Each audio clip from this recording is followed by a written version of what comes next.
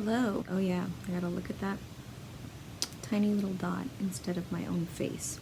Like I'm talking to myself. I mean, I do talk to myself, so it would be accurate. Let's move on. A warning, whatever, not a warning, I guess. Just a quick note. If any of you read the news, watch the news, I'm sorry, first of all. Secondly, if any of you read it enough, or watch it enough, you will have noticed that data it can be dynamic, and something that you might not realize yet, hopefully you will soon. If you're a Bernie supporter, you might already know this. Data is a slave to context. The way that our mainstream media gets away with their lies is by fucking around with the context. An example of this is the way they report on, let's say, Chinese healthcare. China is having a problem with assaults on their doctors, and if you read some of the mainstream media articles, they have an epidemic with their medical staff being assaulted. They do. That's not a lie. That's completely true. But what they leave out, and what makes this assertion a contextual issue, because these articles too, by the way, they're about socialized medicine, and the dangers of it. Like doctors being assaulted because they can't see their patients fast enough and there's a line around the block, which, by the way, is true. We won't go into the positives, but it's true. What they fail to mention is that while, as I believe, and I'm going to find this, 6% of doctors out of the ones they surveyed have been physically assaulted. An even larger percentage has been verbally assaulted. All true. But what they fail to mention is that a similar study conducted in U.S. hospitals where there is not socialized medicine shows that about 42% of the 3,500 doctors that were surveyed had been physically assaulted. It's a much higher number than the physical assaults in China. But those articles that I read about the Chinese doctors, the Chinese medical staff, none of them included that information because, well, it wouldn't be as sensational. It wouldn't be as scary, especially socialized medicine. It wouldn't be frightening. And both countries are showing a marked increase in these assaults. So while that's not necessarily the focus, it is an example of how media takes a story. I guess it's written about in a vacuum. Maybe I need to put O off there. Okay. So I'm delirious, obviously. It's not about what you know, what you've read, what you are reading. It is about the questions you ask when you are reading this information. It's the questions that you're asking yourself when you're seeing this news in front of you. Ask the right questions. Use comparisons. Find something to compare whatever information that you're reading. Find something to compare that information to so that you don't look at that information as a vacuum. As a vacuum, don't look at it as a Hoover. Or you should look at it as a Dyson, because Dysons are really good vacuums.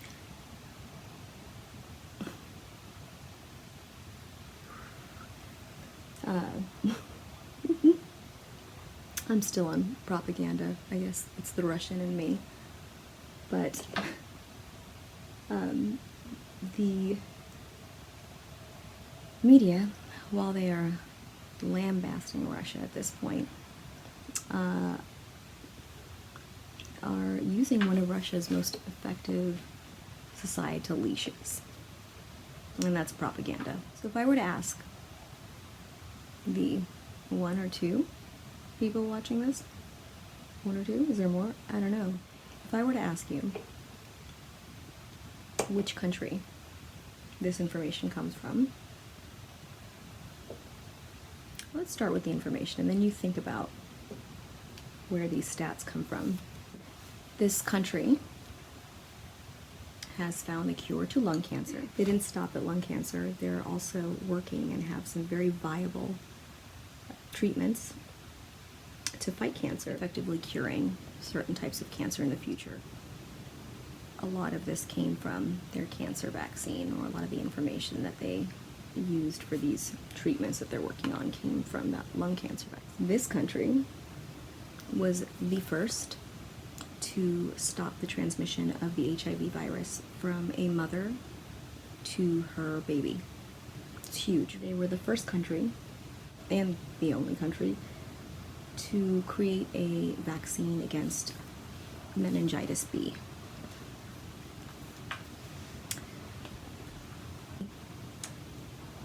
This country created a treatment for diabetic foot ulcers.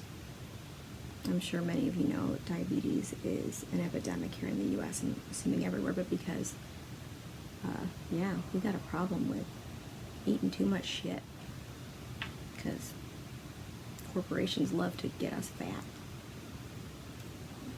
and put all sorts of crap in our food. But anywho, this country, diabetes treatment. What's so special and incredible about this treatment is that it prevents the need for amputations, which in the US happen really often for people suffering from diabetes. And during these operations, there's a very high risk of complications, and one of the worst complications is death. So this treatment prevents the need for these amputations, which means it also effectively prevents death. Americans suffer from, 85,000 Americans a year have to have their lower limbs amputated due to diabetes. That's a huge number, and I don't know if any of you have family or possibly have diabetes, but this is a very real possibility when you suffer from this disease. And 85,000, I mean, that's a lot of people. This treatment for diabetic ulcers was invented in 2006.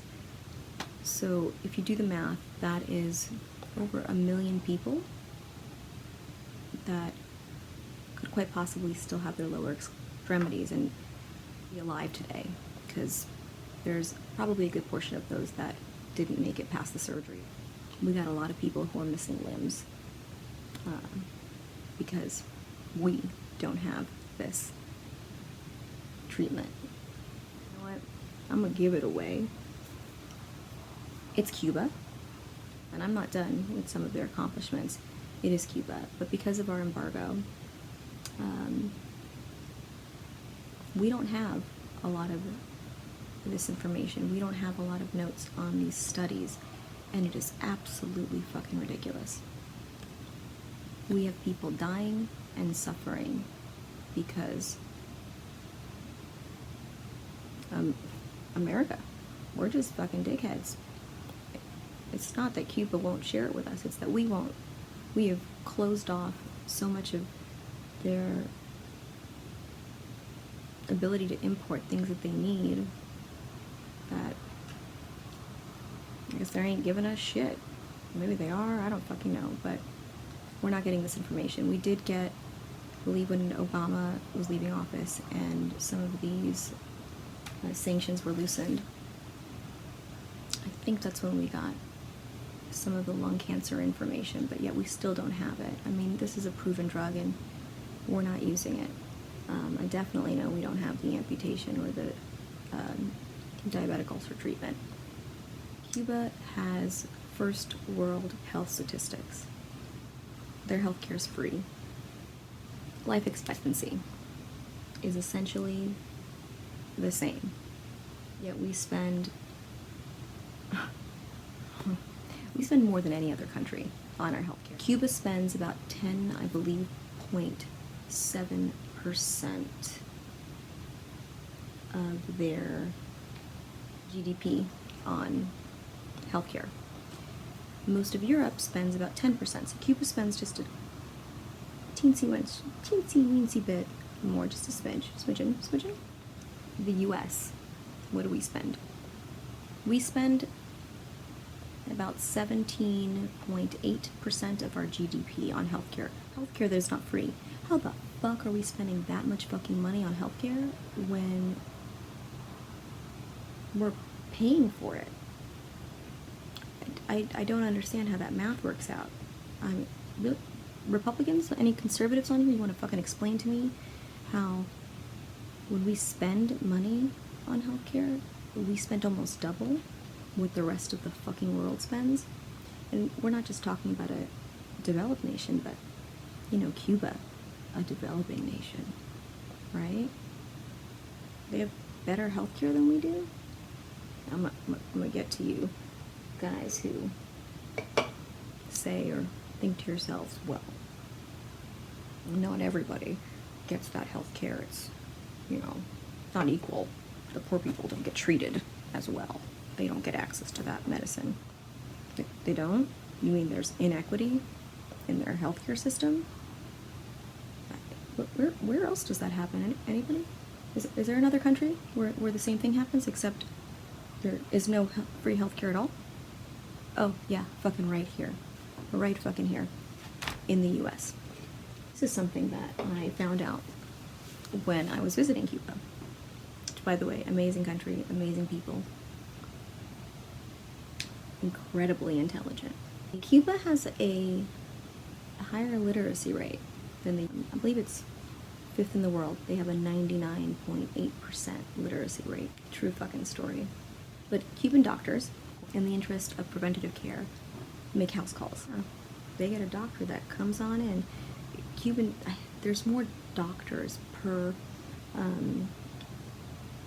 the population, or per however many people in the population, than any other healthcare system in the world as well. Cuba remains one of the healthiest populations on the earth. God, there was a guy he said something like, well, yeah, they've got an AIDS epidemic that the news isn't reporting. No, they are reporting it, but even with their epidemic, they're still doing better than we are. The greatest country on fucking earth. Damn it. Oh, how do motherfuckers look at that thing? Is there like a special, you put a little toy? I had originally posted this on some douchebag's page. He's some sort of conservative reporter guy, and I guess he used to work for BuzzFeed. I can't remember. He had posted a picture of an empty supermarket in Cuba, but there were a couple shelves and it was all one product. You know, like tomato paste that was all made from the same company, because fuck, you need choices. Anybody see Moscow on the Hudson? It was smack dab in the middle of that time in the US in the 80s, because I'm old, so this came out when I was young. Robin Williams was in it. R.I.P. Fuck, don't cry, Taylor, don't cry. Okay, I really did kind of start welling up there, but he is a Russian that defects from Russia while visiting with the circus. He's a musician, because there's a lot of musicians, tons of Russian musicians, super talented fuckers, defects. And, oh my god, I really am gonna cry, fuck. I love Robin Williams so much.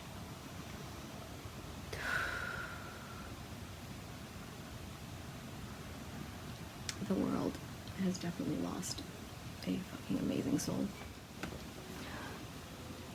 He goes to an American supermarket for the first time, and he asks the supermarket lady, can you please tell me where coffee is? I would like coffee, please. Coffee, please. I guess it was New York. The coffee's in aisle 8. So he goes to aisle 8. And it's just this long, never-ending, just like this infinite aisle of coffee company after coffee company. It's U-Ban and Folgers and fucking, I don't know, I can't remember any companies right now. But then he's looking around and he's freaking out. He's, coffee? Coffee? Coffee? Coffee, coffee, coffee, coffee, and he just passes out. It's funny, you have to see it. But really, America's not freedom, it's choice. That's what we consider freedom. We consider freedom the ability to choose between 20,000 different fucking companies of coffee or 30 million different fucking strains of tomatoes. Fucking tomatoes suck anyway, one's enough. Also tomato sauce and marinara, it's pretty good and it's good on pizza. But I totally lost focus. Fuck. I mean, my ADD medication ran out a long time ago. This guy shows an empty supermarket. That's not true. Although I never saw a supermarket in Cuba, I'm not gonna lie to you. I did see little tiny holes, market stands with like meat and stuff, and there definitely wasn't a lot of choice when it came to dishes. I was at a government ran eatery, and I asked for a menu. I'm like a moron. And the guy just points to the table. So we sit down, and the lady's like, pollo o cansa. What is it? Carne. Pollo o carne. I was like, ooh, pollo or carne. That's your choices. You got chicken or you fucking got beef. There's not a lot. Although if you go to a Paladares, which is a citizen-owned eatery, it's one that they run out of their house. This is, I think, one of the ways that Cuba is starting to allow citizens to kind of integrate a little bit of capitalism into society. They're definitely changing, although I don't know how things have changed since Trump. They also have internet, by the way. Absolutely have Wi-Fi. It's not always the greatest, but they do. One of the reasons that there is a shortage again is because of that embargo. Much of the want and the need, the inability to have access to some of the things we take for granted, like, you know, good smelling soaps and, you know, clothing that has everything to do with us, and the pressure that we put on other countries to also not send their products to Cuba. It's fucked up because you know who suffers? It's not the government. It's not Fidel's brother or anybody who's in Fidel's regime. It is the Cuban people. Although maybe they were putting on a show, a mask, whatever it was, they're really happy people. And I'm sure some who have ran away from Fidel's Cuba will tell you differently, just like there are many Russians who, like my parents, like my family, who had to go. They were Jewish, they wanted them gone. But there's also Russians that didn't have that terrible of a time in communist Russia. I hosted the son of a Russian family, and he said no, his dad did pretty damn good in Russia till communism fell. Here's the thing.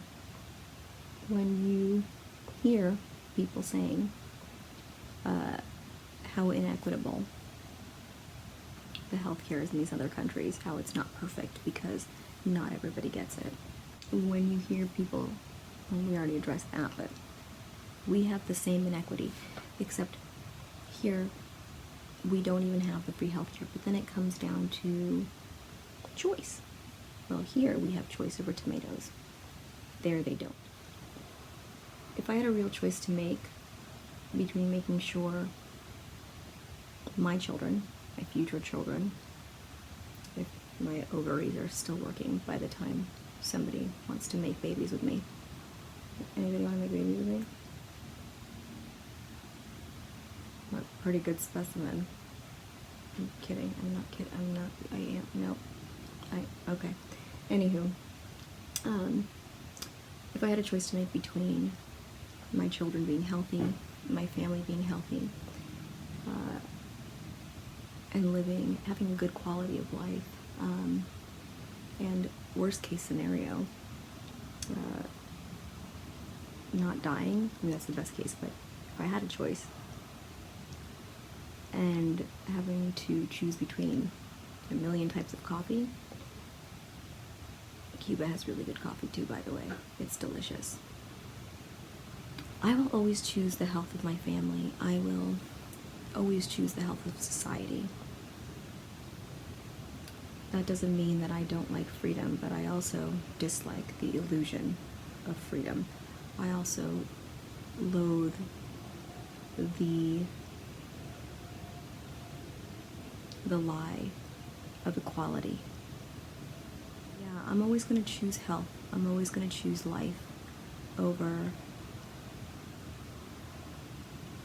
picking between the type of fucking potato or 30,000 different brands of mac and cheese, vegan or fucking free, whatever. I'm going to choose health.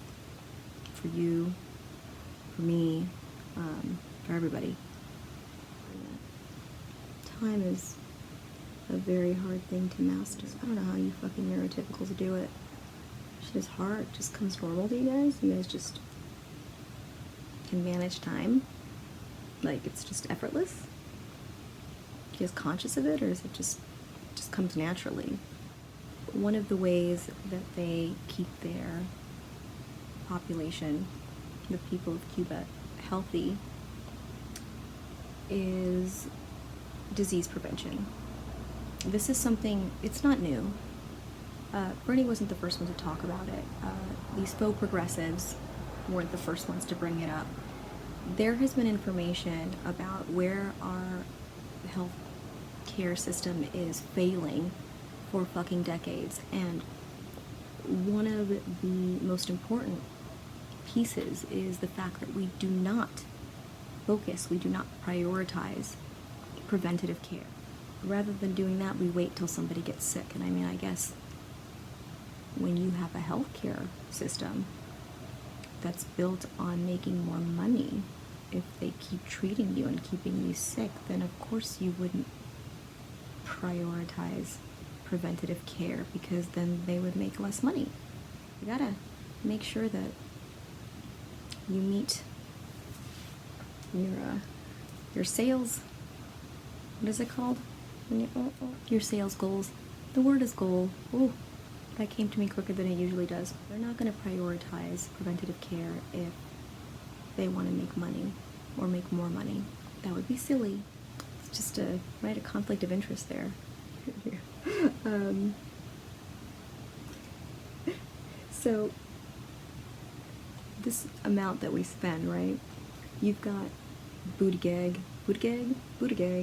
Harris, Klobuchar, and then you've got, of course, have this pasty old wrinkled sack of flesh goo that can't keep his hands to himself, Biden.